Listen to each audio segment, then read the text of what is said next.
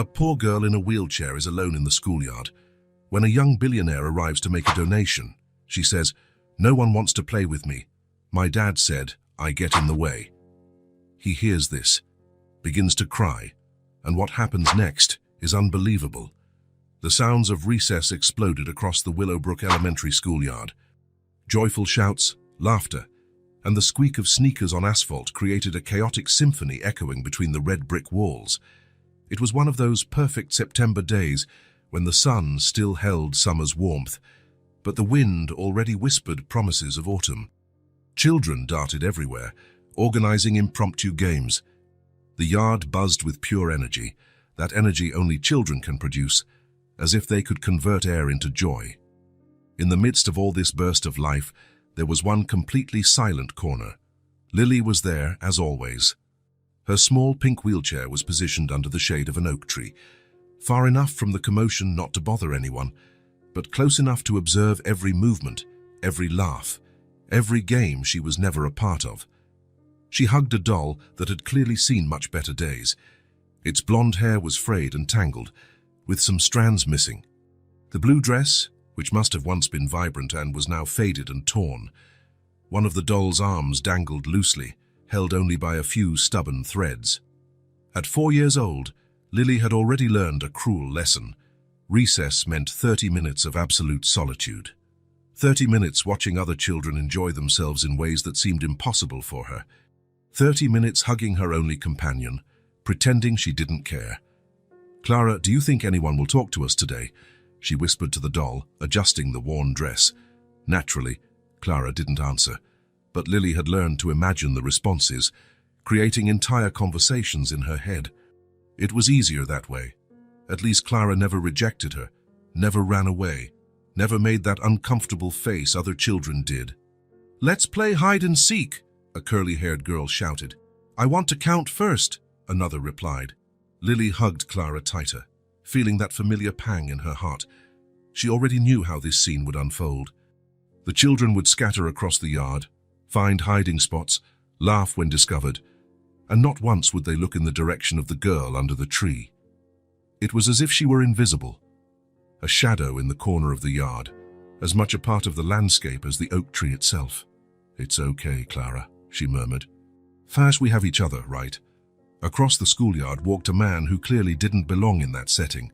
Nathan Cross wore a suit that cost more than many teachers, annual salaries, Italian leather shoes that gleamed even in the shade, and carried a watch that could pay for several children's college tuition there. Beside him, Principal Mrs. Peterson tried to keep pace, constantly adjusting her slipping glasses. She was visibly nervous. It wasn't every day a billionaire personally visited small Willowbrook Elementary. "Mr. Cross, I cannot express how grateful we are for your generosity," she said for the third time. "Note the children have never received such a significant donation." "Please, just call me Nathan," he replied, watching the children play. "And you don't need to thank me. Everyone deserves a little joy in life." Nathan Cross was only 28, but his tech company had already revolutionized how people communicated. $3 billion in the bank, a penthouse in Manhattan, cars most people only saw in movies. He had everything money could buy, but at that moment, carrying 2 enormous boxes of toys, he felt more nervous than in any business meeting. "The children will be ecstatic," Mrs. Peterson continued. "And many of them have never received anything new." It was his first visit to a school since graduating over a decade ago.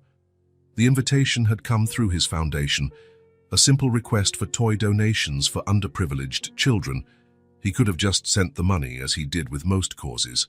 But something had motivated him to come in person. Perhaps it was curiosity. Perhaps it was the boredom of a life where any problem could be solved with money. Or perhaps it was something deeper, a need to reconnect with a simplicity he had lost on his way to success. The children prepared drawings and cards, Mrs. Peterson said. Nathan was about to reply when something caught his attention. In the corner of the yard under the oak tree, a very small girl sat completely alone. She wore a yellow dress that had been washed so many times the color was almost unrecognizable, white knee-high socks, and her brown hair was tied in 2 braids that swayed gently as she moved to whisper something to the doll in her arms. But it wasn't the worn dress, nor the socks, nor the braids that made Nathan stop. It was the absolute solitude emanating from that small figure. It was a solitude he recognized.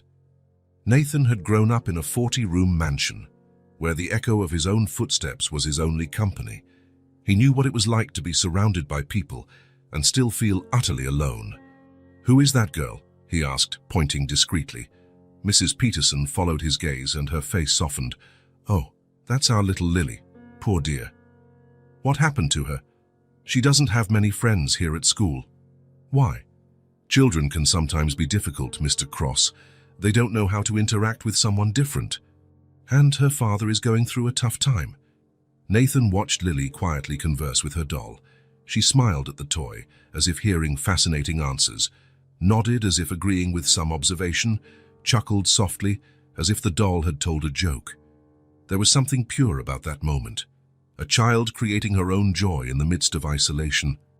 It was touching and devastating at the same time. "I'm going to talk to her," he said, handing the boxes to Mrs. Peterson. "Mr. Cross, perhaps it's best not to." "It's fine. I just want to say hello."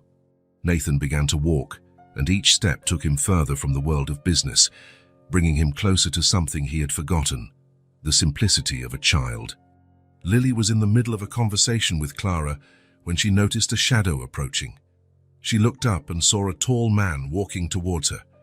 For a moment, she felt afraid. Adults usually meant trouble. But there was something different about this man. He didn't have the tired expression of teachers, nor the hurried pace of other children's parents. His eyes were kind, and he walked slowly, as if not wanting to startle her. Nathan stopped a few feet away and offered his best smile. "Hi." Lily tilted her head, curious but cautious. "Hi," she replied softly. "May I sit here near you?" he asked, pointing to the ground. She studied his face for a moment, trying to decipher his intentions, then nodded. "Yes." Nathan crouched first, then sat completely on the ground, dirtying his expensive suit without showing concern. He was at Lily's eye level. "What's your name?" he asked gently. "Lily," she replied, still whispering. "Lily is a very beautiful name, like a flower." She smiled for the first time, small and shy but genuine. "And you?" "Nathan." "Nice to meet you, Lily." "Nice to meet you," she murmured, looking at the doll. "And this is Clara. She's my best friend." "Nice to meet you too, Clara," Nathan said, extending his hand to greet the doll. The gesture made Lily laugh, a sweet sound like music. "She said she liked you very much," Lily solemnly informed him. "Oh, really? And how do you know?" "Because I know. We talk about everything." Nathan felt something tighten in his chest. "Do you two always stay here during recess?" Lily's smile disappeared. She lowered her eyes and hugged Clara tighter. "No one wants to play with me," she said, the words coming out as a broken whisper. The words hit Nathan like a punch.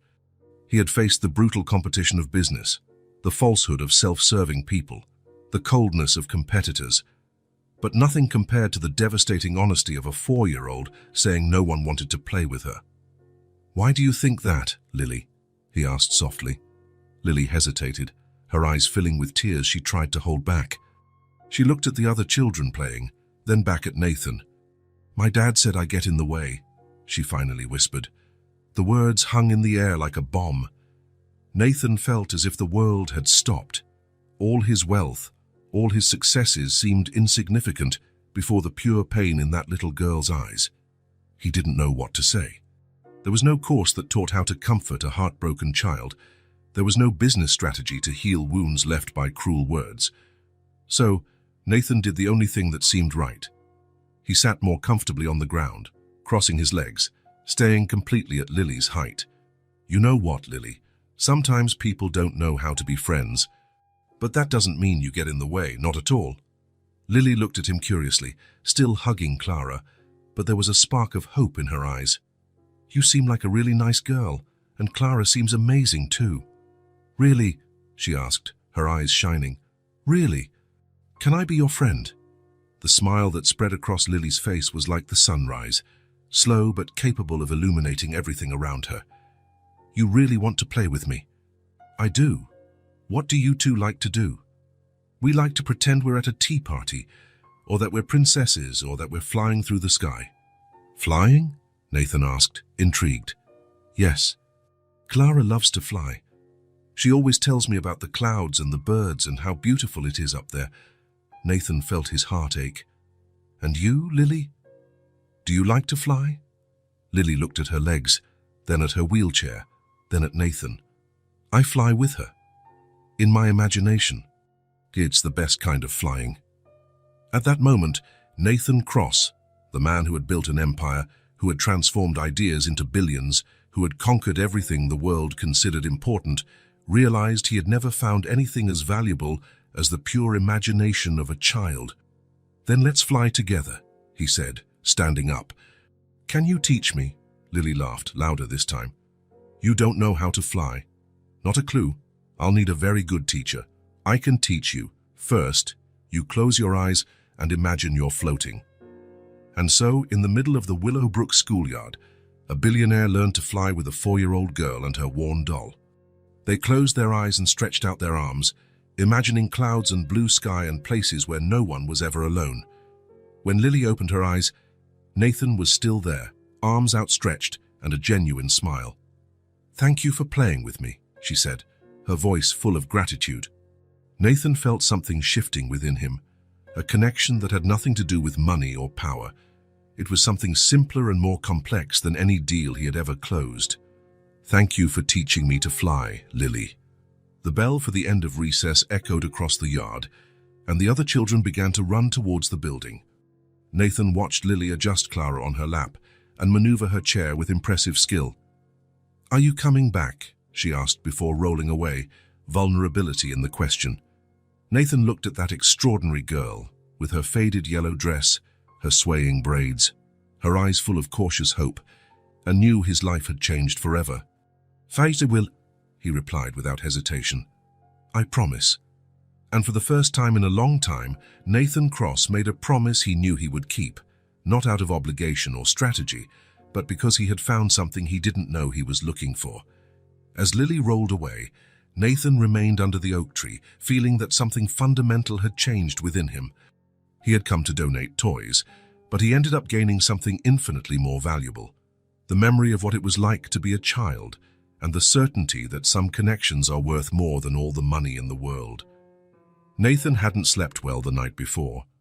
Every time he closed his eyes, he saw Lily's face, those big eyes full of sadness when she said no one wanted to play with her, the shy smile that appeared when he sat on the ground to talk, the way she hugged Clara as if the doll were her only protection in the world. By 6 in the morning, he was already up having coffee and planning his day. But instead of thinking about meetings or investments, his mind was completely focused on one thing: finding the perfect gift for a 4-year-old girl who had touched his heart in a way he couldn't explain. Nathan left home earlier than usual and drove to the best toy store in Manhattan. The place was just opening when he arrived, and the saleswoman seemed surprised to see a man in a suit entering the first minute of business. "Good morning, sir. How can I help you?" she asked, still organizing some items on the counter. "I'm looking for a very special doll," Nathan said, and realized how strange those words sounded coming from his mouth. "It's for a 4-year-old girl." "Of course, we have an entire section dedicated to dolls. Do you have any specific preferences?" Nathan thought for a moment. "She needs to have brown hair and a dress, lilac, perhaps, something that looks special but not intimidating." The saleswoman guided him to an area filled with dolls of all types and sizes. Nathan observed each one carefully, trying to imagine which one Lily would choose if she could. He wanted something that was different from Clara, not to replace her, but to be her companion. After examining dozens of options, his eyes landed on a doll that seemed perfect. She had curly brown hair that shimmered softly under the store lights, large, expressive eyes, and wore a lilac dress with small white lace details. It wasn't overly elaborate, but there was something special about her, a quality Nathan couldn't define, but which immediately made him think of Lily. "This one," he said, pointing. "This one is perfect." The saleswoman smiled. "Excellent choice. This doll is part of our premium line. She has articulated joints that allow for various poses, removable clothes, and even comes with some extra accessories. Great. Can you gift wrap it specially? It's a very important present. While waiting for the wrapping to be ready, Nathan found himself imagining Lily's reaction. Would she be happy? Would she find the doll pretty? What if she preferred to just keep Clara? The anxiety he felt was completely new to him. He had never worried so much about someone's reaction to a gift. An hour later, Nathan was parking in the same spot as yesterday in front of Willowbrook Elementary. The carefully wrapped gift was on the passenger seat, and he picked it up with the same care he would use for something extremely fragile. Recess hadn't started yet, so Nathan decided to wait at the reception. Mrs. Peterson appeared a few minutes later, looking surprised but visibly pleased to see him again. "Mr. Cross, what a pleasant surprise. We didn't expect to see you again so soon." "Nathan, please," he corrected automatically. "I brought something for Lily. I hope you don't mind." The principal's eyes lit up when she saw the package in his hands. "Of course I don't mind. What a lovely gesture. I'm sure she'll be delighted. Can I wait until recess to give it to her?" "Of course. You can wait in my office if you like." Nathan shook his head. "I prefer to wait right here, if it's not a problem. I want to see her when she comes out to the yard." Mrs. Peterson smiled understandingly. "Of course. By the way, yesterday afternoon, Lily wouldn't stop talking about you to her teacher, Miss Sarah. She was radiant. It's been a long time since we've seen her so excited." These words warmed Nathan's chest in an unexpected way. Knowing he had been able to bring some joy into Lily's life made him feel more fulfilled than any billion-dollar deal he had ever closed. The recess bell rang, and Nathan felt his heart quicken. He positioned himself near the door leading to the yard, watching the children come out in noisy, excited groups. Lily was one of the last to appear, as always. She maneuvered her wheelchair with Clara firmly clutched in one arm, heading automatically to her usual spot under the oak tree. Nathan waited until she was settled before approaching. When Lily saw him walking towards her, her face lit up with a smile that was worth every minute he had spent in the toy store. "Nathan, you're back," she exclaimed, her voice full of genuine joy. "I promised I'd be back, didn't I?" he said, approaching and kneeling beside her. "And I brought something special." Lily's eyes widened when she saw the colorful package in his hands. "Is it for me?" "It is. But first, let me explain something very important about this gift." Lily nodded gravely, as if preparing to hear crucial information. Nathan handed her the package carefully. This doll inside has a very serious problem." "A problem?" Lily asked, concerned, but still holding the gift. "Yes. She hates being alone. Really hates it. And she told me she really wants to live with you and Clara." The smile that spread across Lily's face was like watching the sun rise. With small but determined fingers, she began to carefully unwrap the package, as if wanting to preserve every bit of the colorful paper. When the doll finally appeared, Lily gasped in surprise. "She's beautiful." "What will her name be?" Nathan asked. Lily studied the doll for a few moments, gently touching her brown hair and adjusting the lilac dress. "Bella. She looks like a Bella." "Bella is a perfect name." Lily hugged the new doll against her chest, along with Clara. "They're going to be best friends, right, Clara?" she whispered to the old doll, then looked at Nathan. Clara said, "She really likes Bella." Nathan sat on the ground in the same position as the day before. "And what do you three want to do today?" "We can have a tea party. Now we have enough people for a real party." Across the schoolyard, Miss Sarah, Lily's teacher, watched the scene with a delighted smile. She had worked at Willowbrook Elementary for over 15 years and rarely saw a child as isolated as Lily find someone who connected with her so naturally. For almost 40 minutes, Nathan, Lily, Clara, and Bella lived imaginary adventures. They had an elaborate tea party under the oak tree, flew to distant lands where princesses solved important problems, and created stories about friends who never abandoned each other. Nathan discovered that Lily had an extraordinary imagination. She created different voices for each doll, invented complex scenarios for her games, and had a way of seeing the world that was pure magic. Every moment spent there reminded him of parts of himself he had forgotten in the race to success. "Nathan," Lily said during a pause in their play, "why are you so nice to me?" The question caught him off guard. He looked at that small girl, with her swaying braids and her eyes full of genuine curiosity, and realized he didn't have a simple answer. Because you're special, Lily, and everyone deserves to have friends. Even people like me, especially people like you. The bell for the end of recess rang, interrupting the moment. Lily carefully gathered her 2 dolls and prepared to return to the classroom. "Will you come back tomorrow?" she asked, the same vulnerability from yesterday present in her voice. "I'll think about what I can do to see you again soon," Nathan replied honestly. After Lily rolled away, waving to him as she maneuvered her chair with one hand and held the dolls with the other, Nathan stood for a few minutes under the oak tree. There was something about that girl that stirred him deeply, something that went beyond sympathy or pity. It was as if she had awakened a part of his humanity that he had buried under spreadsheets and meetings. Nathan walked back towards the school building, where he found Mrs. Peterson organizing some papers in her office. "Mrs. Peterson," he said, tapping lightly on the open door. "Nathan, how was recess?" "It was perfect." Lily loved the doll. He hesitated for a moment before continuing. Actually, I wanted to talk to you about something." "Of course, come in and sit down." Nathan remained standing, clearly a little nervous. "Yesterday you mentioned that Lily's father is going through a difficult time. I was wondering, maybe I could help in some way." Mrs. Peterson studied him carefully. "What kind of help?" "I don't know yet. But first I'd like to meet him, talk to him. Is it possible for you to give me the family's address?" The principal hesitated. "Nathan, I appreciate your genuine concern, but I need to protect the privacy of our families." "I understand completely," Nathan interrupted her, "but I promise my intentions are only to help. Lily touched my heart in a way I can't explain. If there's anything I can do to improve her life, I want to try."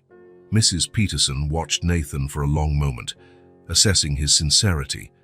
After 15 years of dealing with parents and guardians, she had developed a keen instinct for detecting true motivations. "Let me think about it," she said finally. "Perhaps I can talk to her father first, to see if he would be willing to meet you. That would be perfect. Thank you very much." As Nathan left the school, his mind was already at work. There was something about Lily's situation that wouldn't leave him alone. Such a special child shouldn't feel like a burden to anyone. And if there was a way he could use his resources to make a difference in her life, he was determined to find out what it was. 2 hours after leaving school, Nathan stood in front of a small apartment complex. The contrast with his world couldn't be greater. While his penthouse offered panoramic views of Manhattan, here the windows looked out onto cramped courtyards and old cars parked on the street. The address Mrs. Peterson had agreed to provide led him to a 3-story building with peeling paint. Number 247B was nailed to a faded blue door on the 2nd floor, accessible by an external staircase that creaked with each step. Nathan climbed slowly, mentally organizing what he would say. It wasn't common for him to make unannounced visits, especially to people who didn't even know he existed. But the image of Lily saying she got in the way wouldn't leave his mind. He knocked on the door 3 times. Heavy footsteps approached, and the door opened just a few inches, held by a security chain. A man appeared in the gap, disheveled brown hair, unshaven, tired eyes carrying the weight of someone who had slept very little. "What do you want?" The voice was rough, suspicious. "My name is Nathan Cross. I met your daughter Lily at school. I'd like to talk to you." Mark studied Nathan through the gap, the expensive suit, the gleaming watch, the confident posture. Everything screamed trouble. In his experience, well-dressed men who showed up at his door always brought bad news. "I'm not interested in buying anything," Mark said, starting to close the door. "I'm not selling anything. I just want to talk about Lily." Something in Nathan's tone made Mark hesitate. There was a sincerity there he didn't expect. Reluctantly, he removed the chain and opened the door. Mark wore a paint-stained white t-shirt and torn jeans. His hands were dirty, and there was an expression of profound exhaustion on his face, the kind of fatigue that goes beyond lack of sleep. "Come in," he said unenthusiastically. The apartment was small and modestly furnished. The living room combined with the kitchen in a single space, where a table was covered with papers, bills, job ads clipped from newspapers, a calculator with numbers still visible. An old but clean sofa occupied the center, and Nathan could see Lily's toys in a corner. "Sorry for the mess," Mark said, gathering some papers. "I wasn't expecting visitors." "Don't worry," Nathan replied. The apartment was simple, but there was an effort to keep it organized. "Thank you for having me." Mark pointed to the sofa. "Sit down. Want some water?" "No need to trouble yourself." Mark sat in the opposite chair, keeping his distance. His crossed arms made it clear that this conversation was unwelcome. "What do you want to talk about, my daughter?" Nathan chose his words carefully. "I met her yesterday at school. I was there to make a donation and ended up talking to her during recess. And she was alone, playing with an old doll, not interacting with other children." Mark clenched his jaw. "Lily is different from other children. It's hard for her to make friends. I understand that, but I talked to her and there's something that worries me." "What kind of concern?" Mark asked, defensively. Nathan took a deep breath. "She told me no one wants to play with her, and then she said something that stuck with me." Mark waited, tension growing in his shoulders. "She said you told her she gets in the way." The words fell like stones. Mark froze, blood draining from his face. When he finally spoke, his voice was hoarse. "She said that?" "She did, and from the way she said it, it was clear those words hurt her deeply." Mark stood abruptly, walking to the window. He stood with his back to Nathan, hands clenched into fists. "You don't understand," he said, voice low and tense. "You have no idea what it's like." "Then explain it to me." Mark turned, tears of anger in his eyes. "You want to know what it's like? I wake up at 5 in the morning to work on a construction site. I come home at 6 covered in mud. Then I have to bathe her, make food, help with homework. And after she's asleep, I stay up until dawn looking for other jobs because one job doesn't pay the bills." Nathan listened in silence. "And you know what's harder?" Mark continued, voice breaking. "It's seeing other kids running and knowing my daughter will never be able to do that. It's having to carry her upstairs because not every place has a ramp." "Mark, you show up here in your $1,000 suit wanting to lecture me." Mark interrupted. "Do you think I don't know I've made mistakes? Do you think I don't hate myself for all the times I lost my patience?" Nathan stood up slowly. "I didn't come here to judge you." "Then why did you come?" "Because I saw an incredible girl who feels rejected, and I thought maybe you didn't know how much your words affected her." Mark ran his hands over his face. "Of course I know. Do you think I don't see how she gets? But I'm at my limit, man. I can't do it anymore." "She doesn't need luxury," Nathan said softly. "She just needs you." The words hung in the air. Mark stopped, as if physically struck. He looked at Nathan in surprise, as if he hadn't expected to hear something so simple and true. "It's easy to say that when you have money," Mark murmured, but his voice had lost its aggressiveness. "So it's not about money. I grew up in a 40-room house, but my parents never had time for me. I had everything money could buy, except the most important thing." Which was someone who truly cared about me, someone who looked at me and saw something special. Mark sat down heavily, the weight of months of frustration finally seeming to crush him. "I tried to be a good dad, but since the accident, since we lost her mom, I can't see anything but problems anymore." Nathan felt a pang in his chest. "How long has it been?" 2 years. Lily was 2 years old when it happened. Since then, it's just been me and her, and I don't know how to do this right." "No one does. But she needs to feel that you love her, not that she's a burden." Mark was silent, looking at his dirty hands. When he spoke, his voice was almost a whisper. "I love her more than anything. She's all I have left of my wife. But I'm so tired, so worried about money, so frustrated, that sometimes the words come out wrong." Nathan leaned forward. "She doesn't understand financial frustrations. She only understands that her father, the most important person in her life, said she gets in the way." The words hit Mark like punches. He covered his face, and Nathan could see his shoulders trembling. "I messed up, didn't I? There's still time to fix it." Mark looked at Nathan. "How?" "Starting by telling her that you love her and that she doesn't get in the way at all, that she's actually the best part of your life." "What if it's too late?"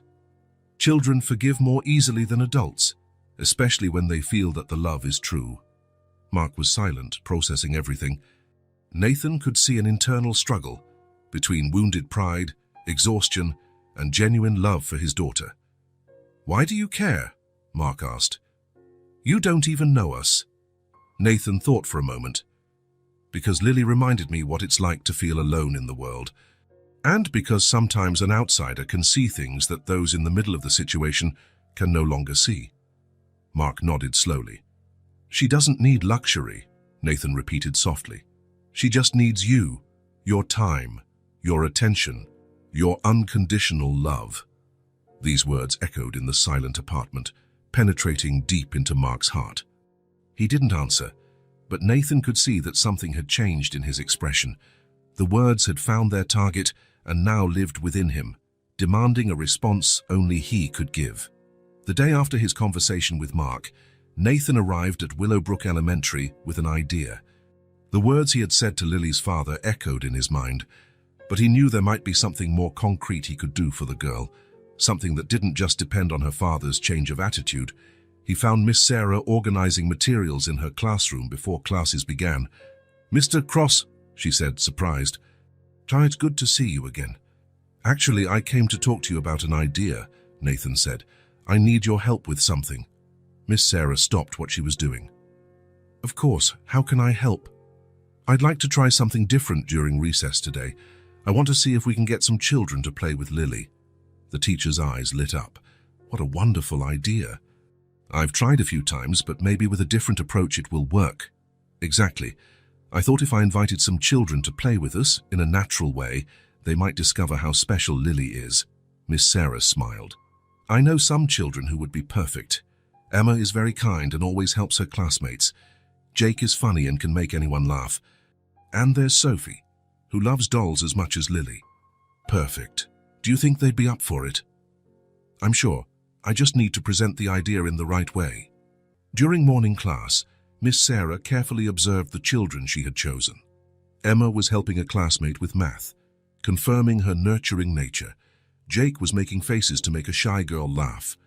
Sophie was showing a princess drawing to her friends. When the recess bell rang, Miss Sarah approached the three. "Emma, Jake, Sophie, can you come here for a minute?" The children approached, curious. "Do you know Lily from our class?" "The girl in the wheelchair?" Emma asked. "That's right. She's always alone at recess. And today we have a special opportunity. There's a really nice man who's her friend, and he'll be in the yard. How about you go meet him and play all together?" Jake frowned. "But what can we play with her? She can't run." Miss Sarah crouched down to the children's height. "There are many games that don't require running. You can play make-believe, tell stories." "Jake Garn, you're so funny. I'm sure you could make Lily laugh a lot."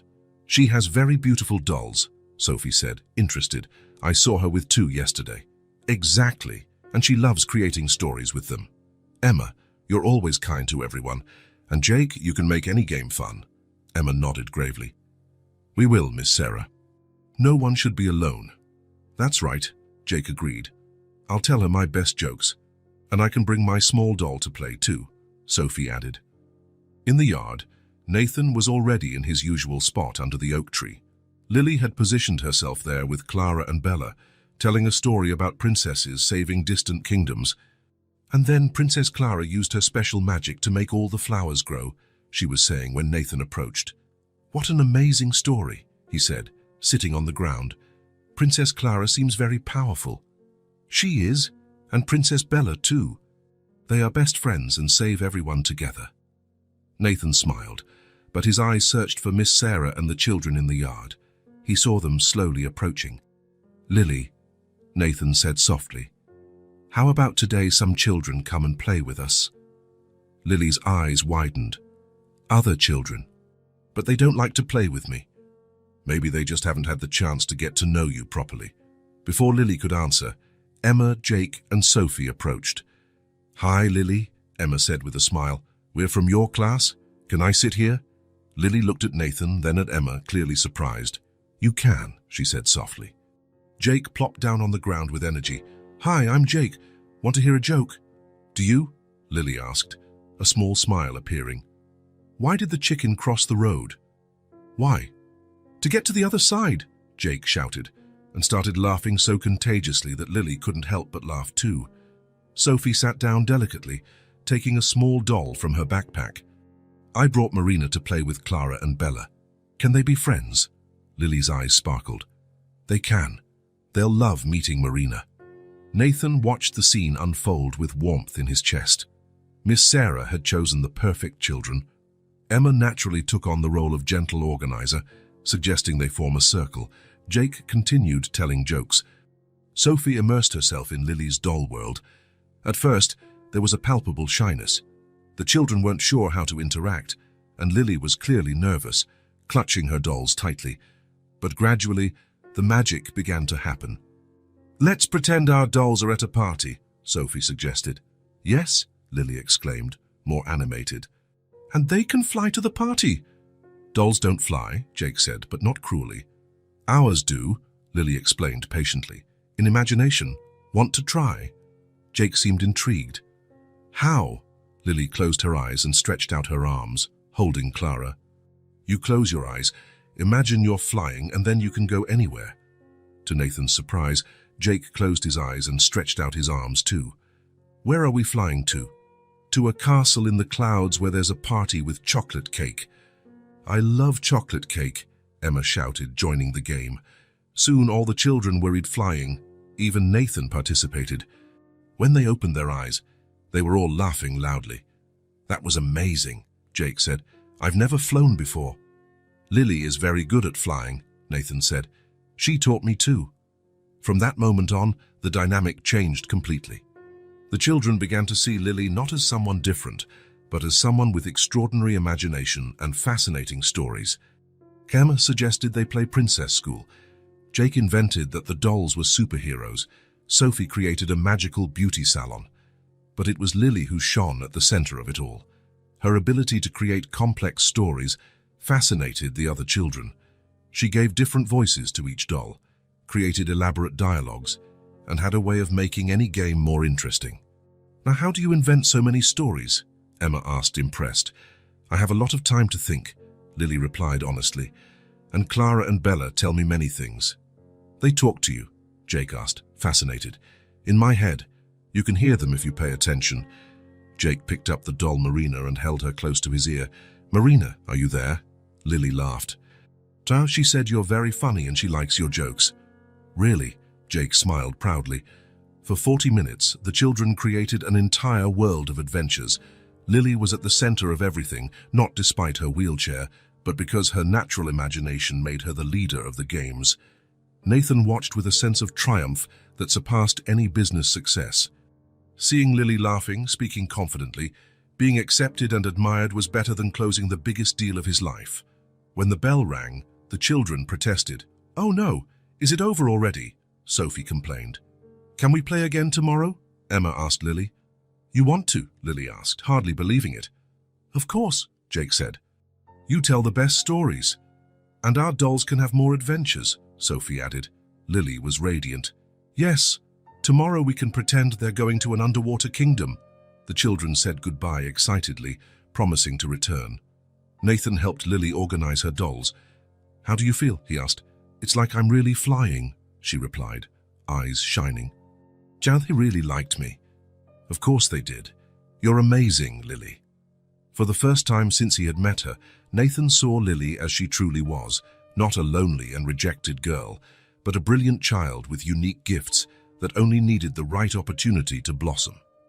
In the center of that circle of new friends, she had found her place to shine. The school bus stopped in front of the apartment complex at 4:30 in the afternoon, as usual. But this time, something was different. From the moment the door opened, Lily's excited voice could be heard chatting animatedly with the driver. And then Jake pretended the doll was flying upside down. It was so funny. And Emma said, "I tell stories better than books." The driver, Mr. Williams, smiled as he helped Lily down. In 2 years of driving that girl, he had never seen her so animated. Usually, she traveled in silence, hugging her dolls, looking out the window with that distant expression that broke any adult's heart. "Looks like you had a special day today, little one," he said, positioning the wheelchair. "The best day of my whole life," Lily exclaimed, settling Clara and Bella on her lap. "Tomorrow we're going to play Underwater Kingdom." Lily said goodbye to the driver with an energy he had never seen in her and began to maneuver her chair towards the building. But instead of her usual careful, resigned movement, she was, in some impossible way, bouncing in her chair. It was as if all the joy she had accumulated during the day was overflowing into every movement.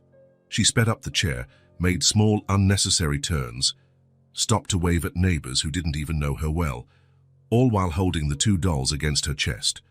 As she climbed the external stairs, Lily hummed a song she had invented about princesses making magical friends. Her voice echoed through the hallway, filled with a pure happiness that seemed capable of lighting up the entire building. When she reached the door of apartment 247B, she didn't even wait to fully enter before she started talking. "Dad! Dad!" she shouted, pushing the door so hard it hit the wall behind it.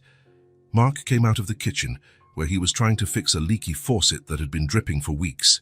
His hands were greasy, and there was a tired expression on his face, the same old tiredness. But when he saw Lily, something in his expression changed. His daughter was radiant. There was no other word to describe it.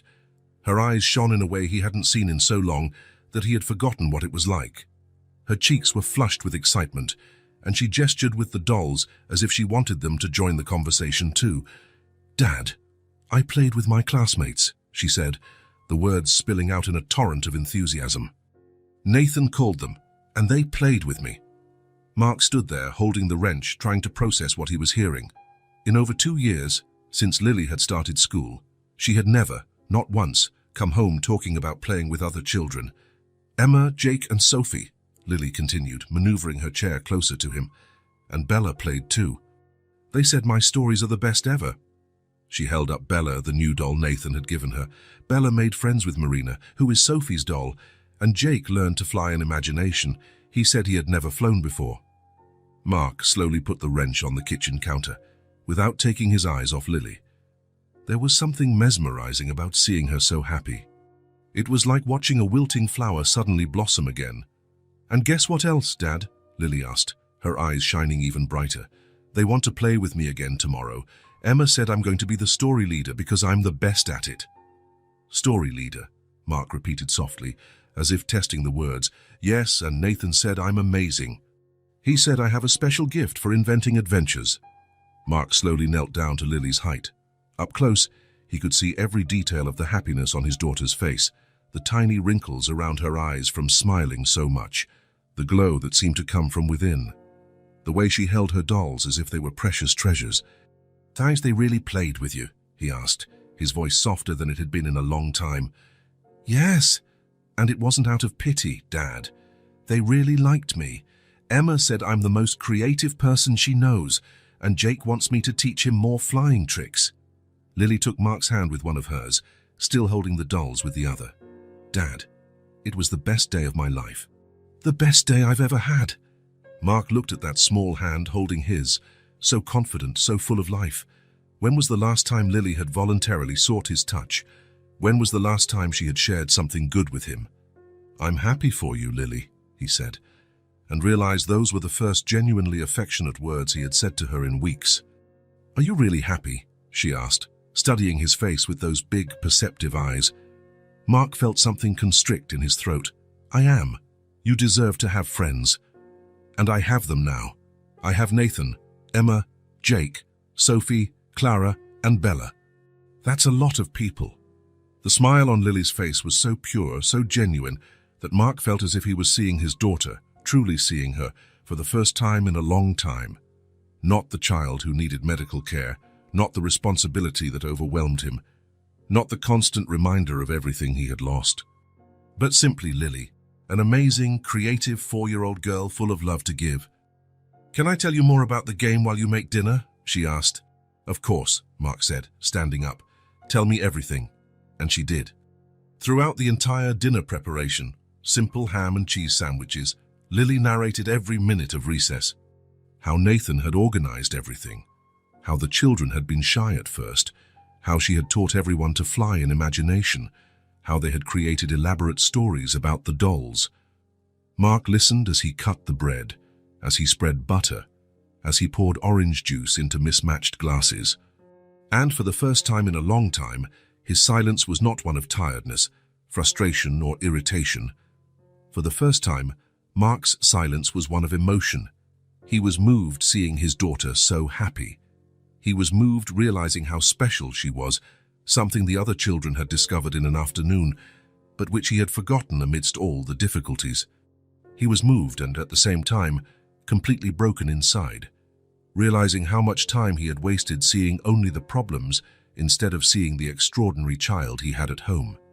During dinner, Lily continued talking about how kind Nathan was, about how the other children had been interested in the doll stories, about the plans for the next day.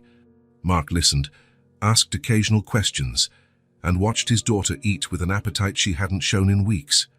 "Dad," she said mid-bite, "do you think Mom would be happy knowing I made friends?" The question hit Mark like lightning.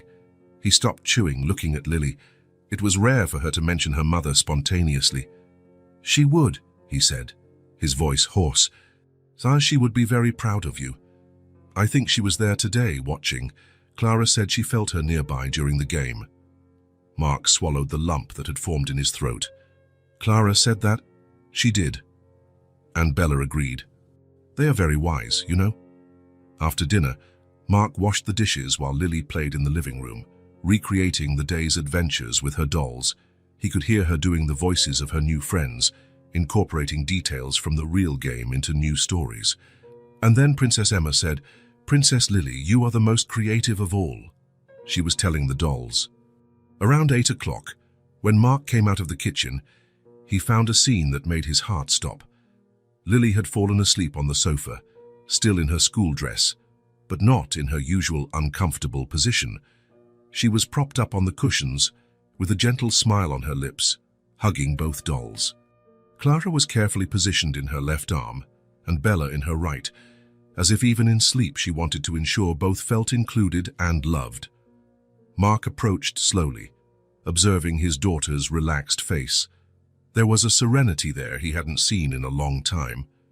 It was as if all the stress and sadness she carried had dissipated, leaving only the happy child she was by nature. He carefully sat on the edge of the sofa, taking care not to wake her. Up close, he could see details he had failed to notice, the small freckles on her nose, her long eyelashes, the way she held her dolls protectively even while sleeping. The guilt that had been growing inside him since his conversation with Nathan finally overflowed. Here was his daughter, a child of only 4 who had spent the best day of her life simply playing with other children. Something so simple, so basic, but that had been denied to her for so long. And part of the blame was his. Not just for making her feel like a burden, but for failing to see her magic, her creativity, her ability to bring joy to the world. "Faiz, you're just a child," he whispered, his voice breaking. "You're just a child, and I can barely be a father."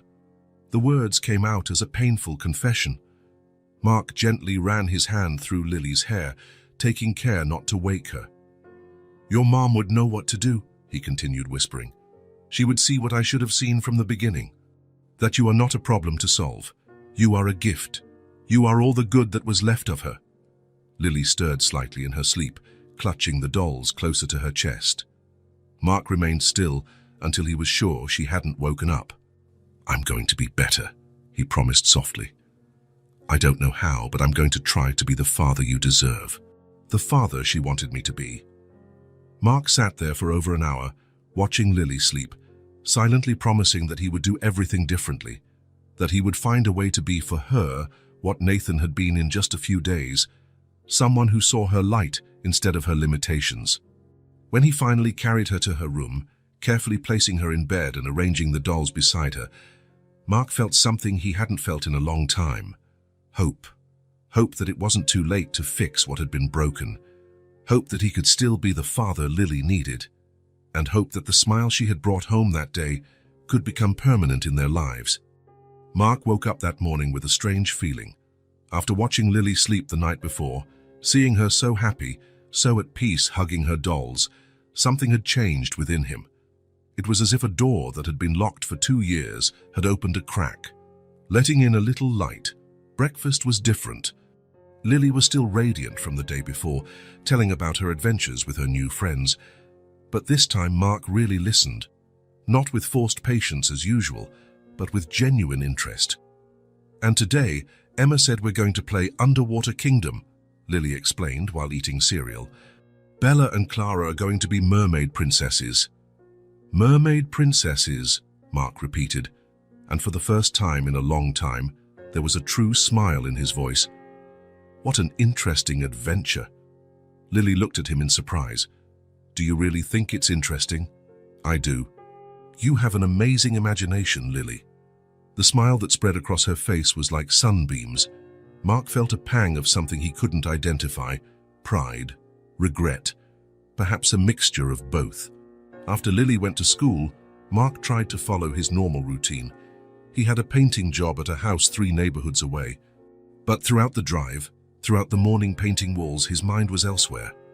He kept seeing Lily the night before, sleeping so peacefully, hugging her dolls. He kept hearing her excited voice talking about her new friends, and above all, he kept hearing Nathan's words, "She doesn't need luxury. She just needs you."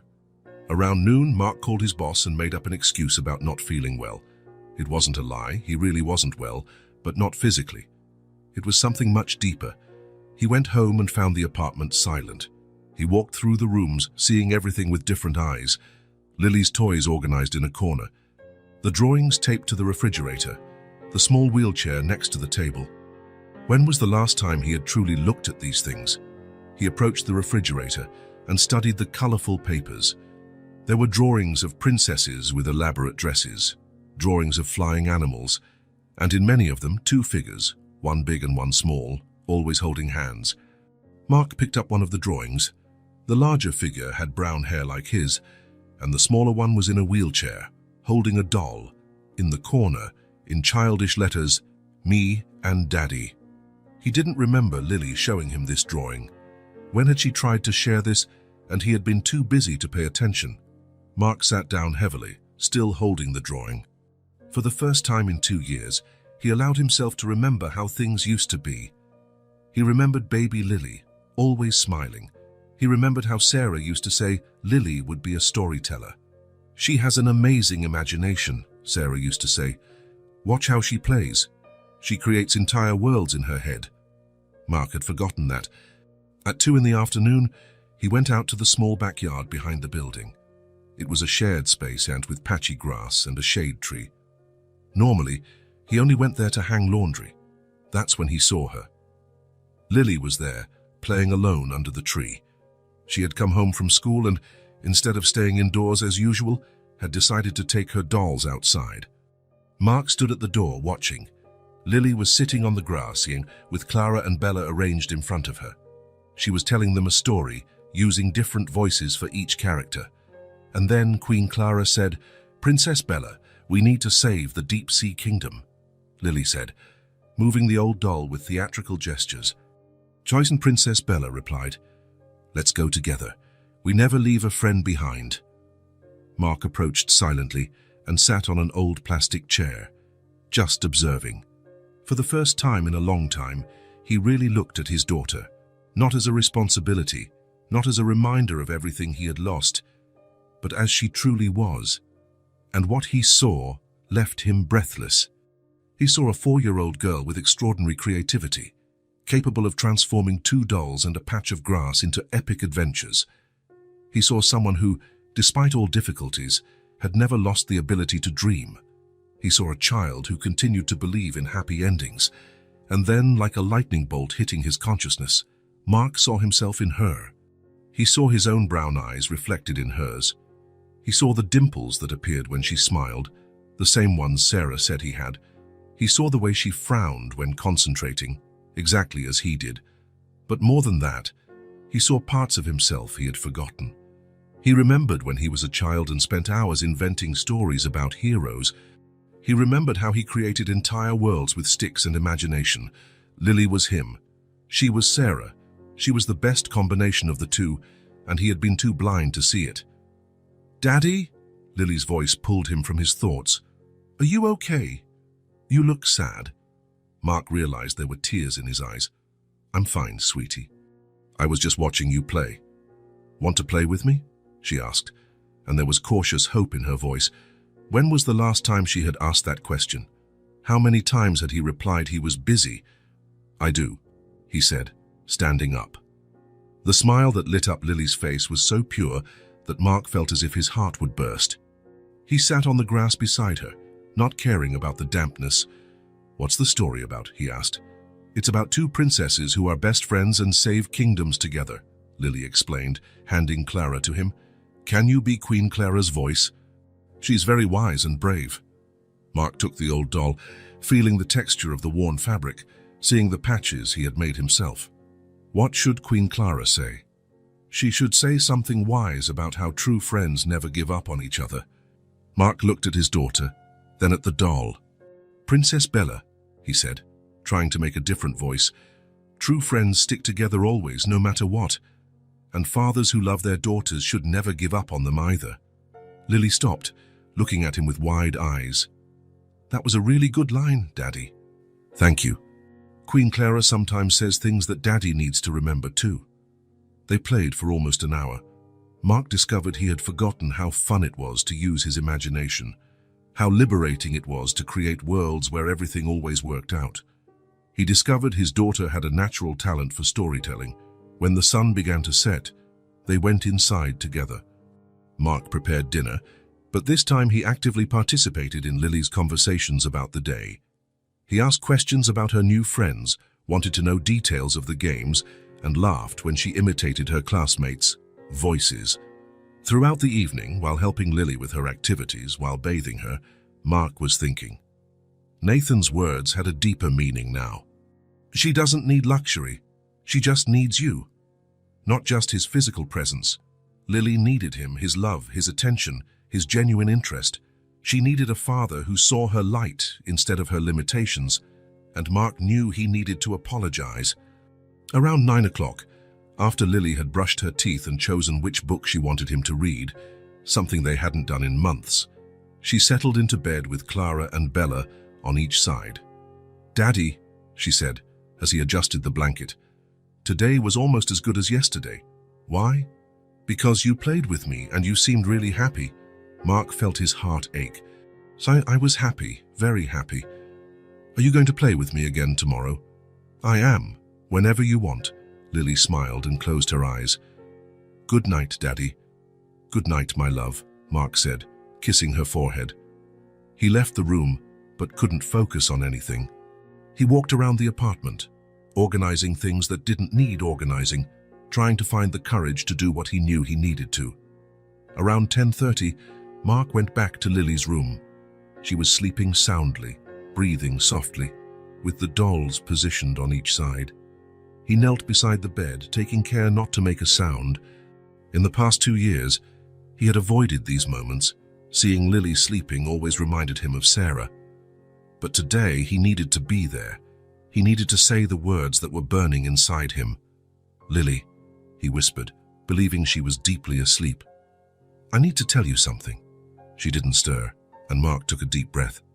It was that day. The accident, he began, his voice breaking. Your mum was gone. And I was so lost, so angry, so scared, that I started to see you as the rest of it all, as part of the tragedy, instead of seeing you as you truly are. Tears began to flow. But it's not fair. It's not fair to you, and it's not fair to her memory, because you're not part of the tragedy, Lily. You're the best part of it. You're all the good she left in the world. Mark paused to control his voice. I said horrible things. I made you feel like you were a burden, when in fact you are the only good thing in my life. And I'm so sorry. I'm so sorry for being such a bad dad. It was then he heard a soft noise. Mark looked and saw that Lily had opened her eyes. She was looking at him with those big, serious eyes. Lily, I always waited for you to come back, she said softly, her voice clear in the darkness. Not home. To me. The words hit Mark like a slap. Lily slowly sat up in bed, still holding Clara. I knew you were sad about Mom, she continued, and I knew I reminded you of her in a way that hurt. But I always hoped that one day you would look at me and see me again. Mark was crying openly now. Will you forgive me? For all the bad things I said? For being so distant? Lily stretched out her small arms to him. I already had, Daddy. Mark leaned in and hugged her, feeling as if he was hugging his daughter for the first time in 2 years. She was so small, so fragile, but there was a strength in her that surprised him. I love you, he whispered in her ear. I love you so much, and I'm sorry it took me so long to show it properly. I love you too, Daddy, and Mom loves you too. Clara told me. They held each other for a long time in the dark room, with only the hallway light softly illuminating the space. And Mark felt something he hadn't felt in 2 years, peace.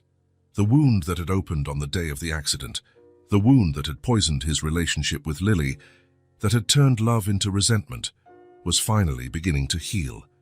It wouldn't be quick, and it wouldn't be easy, but it was beginning, and that was the first step to becoming a real family again. A week had passed since the night Mark and Lily finally reconnected. It was 7 days of small changes that, together, began to transform the atmosphere of apartment 247B. Mark woke up earlier to have breakfast with Lily, listened to her stories about her new friends at school, and every night they played together for at least an hour before bedtime. But the financial reality still weighed on Mark like a dark cloud. He had lost a day of work to stay home and reflect, and that meant less money at the end of the month. Bills kept coming, and the painting and construction jobs were uncertain and poorly paid. It was a Thursday morning when the phone rang. Mark was helping Lily put on her backpack when he saw an unknown number on the screen. Hello? Mark? This is Nathan Cross. I hope I'm not bothering you. Mark paused mid-movement. Since Nathan's visit to the apartment, they hadn't talked. Nathan, no, you're not bothering me. I'd like to talk to you in person, if possible. There's something I want to discuss. Mark felt a pang of concern. Did something happen to Lily at school? No, Lily is great. In fact, that's what I want to talk about. Would you have time to meet this afternoon? Mark looked at Lily, who was finishing arranging her dolls in her backpack. I have a job today, but I can cancel. Don't cancel for my sake. How about we meet after you pick Lily up from school? I can stop by your apartment around 5. Sure, is everything really okay? Everything's great, Mark. See you soon. Mark hung up the phone with a strange feeling in his stomach. Nathan sounded different on the phone. There was a contained excitement in his voice that he couldn't decipher. The rest of the day passed slowly. Mark worked on a bathroom renovation, but his mind was divided between worrying about what Nathan wanted to talk about and his usual anxiety about money. The job would only pay half of what he needed for the month's bills. At 4:30, Mark was at the school waiting for Lily. When she came out, she was accompanied by Emma, Jake, and Sophie, all chatting animatedly about a new adventure they had created for the dolls. Dad, Lily exclaimed upon seeing him. You're early. I am. How was your day? Amazing. We created a kingdom where mermaid princesses teach little fish to fly, and tomorrow we're going to continue the story. Mark smiled, watching as the other parents greeted their children. There was a naturalness in those interactions that he was learning to imitate. What a fantastic story. Nathan came today too, Lily said, as they walked to the bus stop. He said he's coming to our house later. Oh, really? Did you talk? We did. He said he's very happy because you and I are playing together now. He said we look like a real family. Mark felt something constrict in his chest. A real family. That's what they were becoming again, wasn't it? They arrived home at 5 sharp, and Nathan was already waiting in the parking lot. He was wearing more casual clothes today, jeans and a light blue shirt, but still looked completely out of place in that environment. Nathan! Lily shouted from the bus window, waving enthusiastically. Nathan smiled and waved back. When Mark and Lily got off, he approached. How are you two? We're good, Mark replied, still trying to decipher the expression on Nathan's face. Want to come up? Sure. In the apartment, Lily immediately began telling Nathan about the day's adventures at school, while Mark prepared coffee. He observed the interaction between the two. There was a genuine connection there, a mutual affection that went beyond sympathy. Nathan, Lily said, showing a drawing she had made. This is you, me, and Daddy, flying together to the Cloud Kingdom. Nathan studied the drawing carefully. It's perfect, Lily. Can I keep it? You can. I'll make another one just like it for Daddy. After Lily went to her room to play with her dolls, Nathan and Mark sat at the small kitchen table. Mark served coffee in mismatched mugs, feeling uncomfortable with the formality of the situation. Mark, Nathan began, his hands wrapped around the mug, I want to talk about an opportunity. What kind of opportunity? Nathan took a deep breath.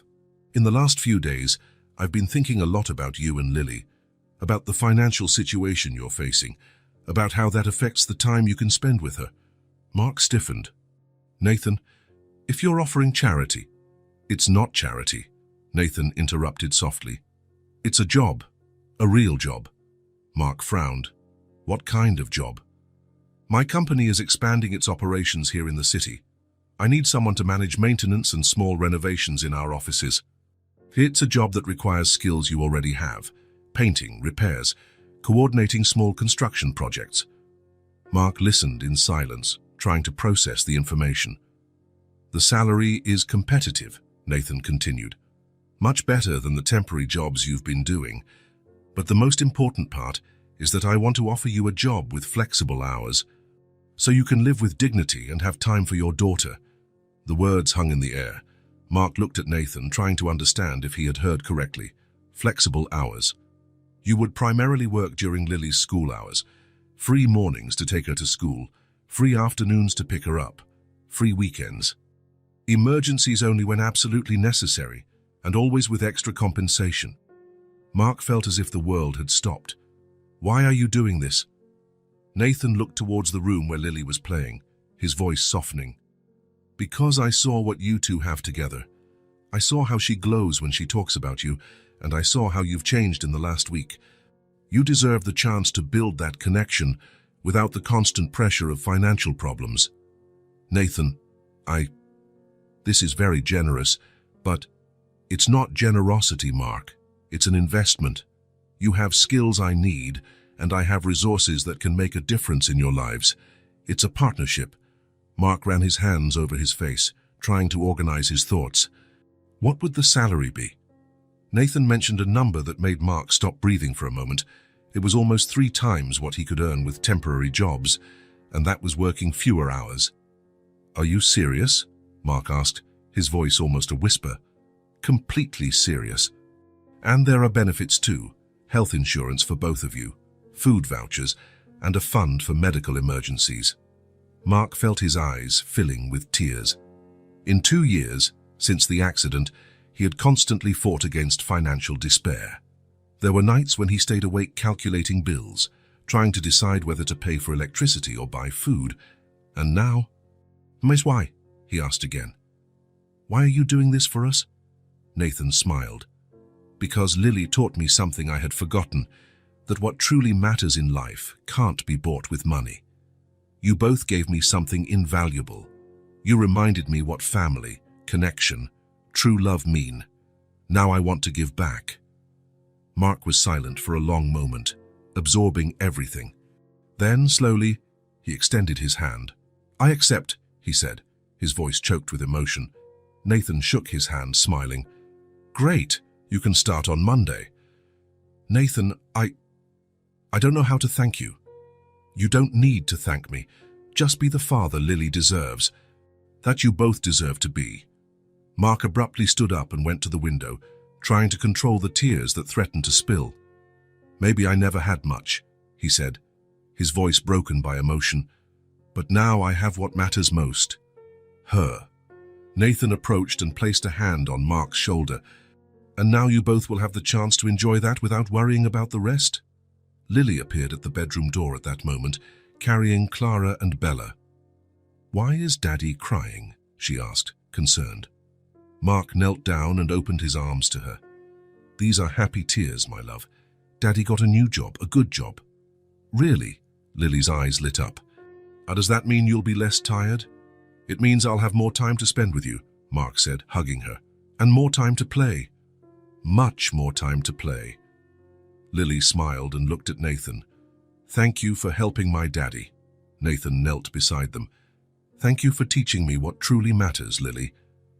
The following Monday, Mark started his new job. Nathan's company office was only 20 minutes from home, and the environment was completely different from anywhere he had ever worked.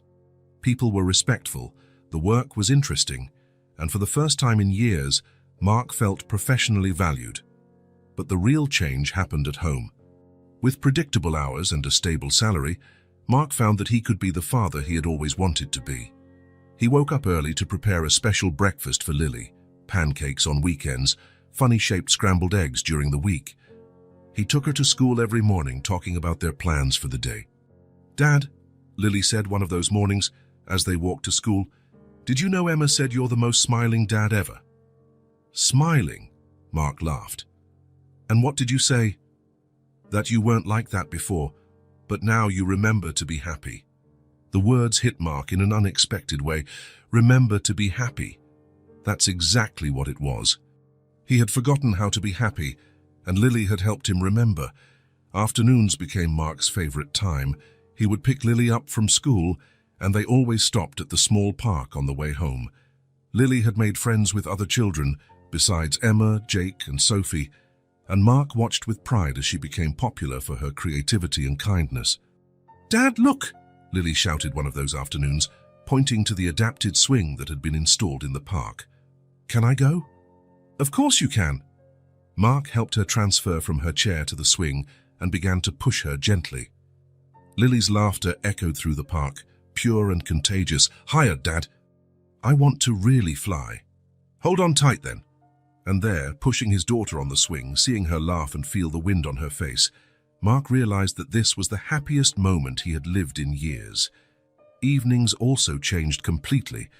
Instead of collapsing exhausted on the sofa after a hard day's work, Mark had energy to have dinner with Lily, help her with homework, and spend at least an hour playing before bed. "What story are we going to create tonight?" he would ask every evening. "One where a father and daughter are adventurers exploring distant planets," Lily would reply one night. "Try one where we are detectives solving magical mysteries." On another, and Mark discovered that he had a talent for inventing stories as much as his daughter. Together, they created elaborate worlds where anything was possible, where problems always had solutions, and where father and daughter always ended up together and happy. The apartment also changed physically. With the new salary, Mark was able to buy some new furniture, a larger table for the kitchen where they could eat together comfortably, a bookshelf for Lily's books and drawings, fresh paint for the walls. But the most significant change wasn't visible. It was the atmosphere. The constant tension that had permeated that space for 2 years had disappeared. In its place, there was lightness, laughter, spontaneous conversations. "Do you know what I like most about our new home?" Lily asked one night, as Mark helped her brush her teeth. "Our new home," Mark smiled. "It's still the same house, Lily." "No, it's not. Before it was just a house where we lived.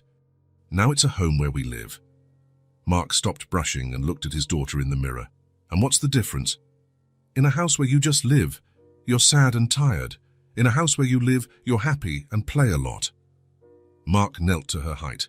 "And do you prefer our home where we live?" "Much more." "And you?" "Much more too." That night, after Lily fell asleep peacefully with Clara and Bella on each side, Mark sat in the living room and looked around. The apartment was the same, but Lily was right. Now they lived there, not just existed. Affection had returned to that home. Not forced affection or guilt disguised as care, but something real, visible, and light. It was in Lily's spontaneous smiles, in the way she ran to hug him when he came home from work, in the conversations that extended through dinner. It was in the way Mark had started singing in the shower again, how he laughed at Lily's silly jokes, how he woke up in the morning eager to see what adventure they would create together. And for the first time since the accident, Mark looked to the future and saw possibilities instead of just obstacles. He saw a daughter growing up happy and confident. He saw a small but complete family. He saw a new beginning that, finally, felt real and lasting. 3 months had passed since Mark started working with Nathan. It was a sunny Friday at Willowbrook Elementary, and the same schoolyard that had once been the scene of Lily's loneliness now echoed with her laughter. Under the oak tree that had previously witnessed only whispered conversations with Clara, there was now a circle of children. Lily was at the center, no longer isolated but surrounded by Emma, Jake, Sophie and other children who had joined the group. And then the mermaid princess taught all the fish to fly, Lily recounted, holding Bella and gesturing animatedly. And the underwater kingdom became the kingdom of possible dreams, Miss Sarah observed from the school door with a proud smile. Lily's transformation had been the most beautiful she had ever witnessed. The girl who arrived at recess carrying loneliness was now the center of creativity and joy. "How do you always come up with these stories?" Emma asked, fascinated. "It's because she has real magic," Jake declared. "Special people make everyone special too," Lily smiled, hugging Bella. "Taz, it's because when you have real friends, stories become much more interesting." The bell rang, and the children said goodbye, promising to continue the story the next day. Lily maneuvered her chair to Mark, radiant. "Dad, you won't believe the adventure we created today." Later, it was a typical Saturday afternoon in the backyard of the apartment complex. The autumn sun filtered through the oak leaves where the children had gathered for another storytelling session. Mark watched from the small second-floor balcony, leaning on the railing with a calm smile on his face. There was something magical about seeing Lily like this, so confident, naturally the center of attention, transforming a simple afternoon into an epic adventure. His daughter had completely changed. The security she now radiated was a result of the renewed love between them and the certainty that she had her place in the world. "Today," Lily announced to the group, "we're going to create the story of the family of united hearts." "What's it about?" Sophie asked. "Hey, it's about people who start out alone, but then discover they can form a chosen family." Mark smiled, recognizing elements of his own journey in his daughter's creativity. It was then he heard familiar footsteps on the stairs. Nathan appeared, carrying his usual bag of treats. "I hope I'm not interrupting your storytelling afternoon," Nathan said, though he knew he was always welcome. "Nathan," the chorus of children's voices echoed from the backyard. "Never," Mark replied. "What surprise did you bring today?" Nathan smiled. "Something special, but first..." He held up the bag. "Ice cream for everyone." The children gathered around Nathan as he descended. Lily arrived first, always curious. "I also brought this," Nathan said, taking out a small box with holes. "Remember the story about magical birds?" He carefully opened the box, revealing 2 small parakeets, one blue and one green. "They're real!" Anna exclaimed. "And they're ours?" Lily asked, hardly believing it. "They belong to the whole family," Nathan said, looking at Mark. "What are we going to name them?" Mark asked, seeing Lily's bright eyes. "Hope and joy, because that's what you brought into our lives." For 2 hours, the children played in the backyard. Lily's stories gained new characters, wise birds that helped heroes. Nathan naturally participated in the games, no longer as a visitor, but as an essential part of that creative universe. When the other children were called home, only the 3 remained, Mark, Nathan and Lily, watching the sunset while Hope and Joy chirped softly. "Dad," Lily said, nestled between the 2 men, "do you remember when I used to be alone under the tree at school?" "I remember," Mark replied softly. "Now I have so many friends that sometimes I can't even play with all of them on the same day." Nathan laughed. "That's a very good problem to have." "It really is. And guess what else?" Lily looked at both of them. "I think Mom sent you to us, Nathan, to take care of us." Mark felt his eyes well up, but they were tears of gratitude. "Now we're a real family," Lily continued, "small but full of love." The sun had set when they went inside for dinner. Nathan helped Mark prepare a special meal, while Lily arranged a little spot for the birds. "They're going to love living here," she said. "They'll have many stories to hear." When Nathan prepared to leave, Lily insisted on showing him the drawing she had made.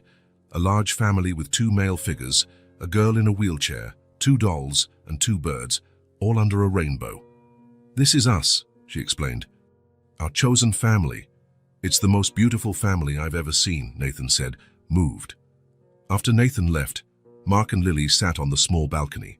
The birds chirped softly, and Lily hugged Bella, content. "Dad," she said, "today at school, Miss Sarah asked me what my biggest dream was." "And what did you answer?" "That my biggest dream had already come true. That I had a family that loves me, friends who like my stories, and a place where I can be happy. Mark kissed the top of her head. And you really have all that? And you too, right, Dad? I do, my love. I have everything.